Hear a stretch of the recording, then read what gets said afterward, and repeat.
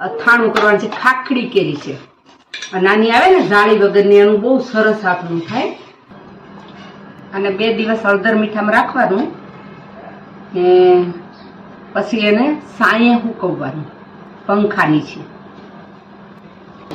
અને હવે આપણે મીઠા હળદરમાં બોળ દેવું.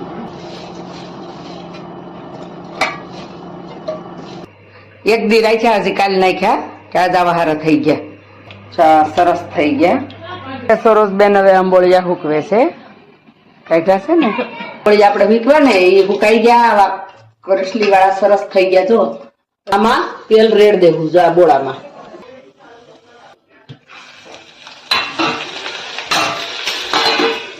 છે ને તેલ થઈ ગયું ઠંડુ, એટલે આપણે હવે ચટણી નાખી દઈએ. પથરો મેકી વજન થાય ને તો ગુડગુડારી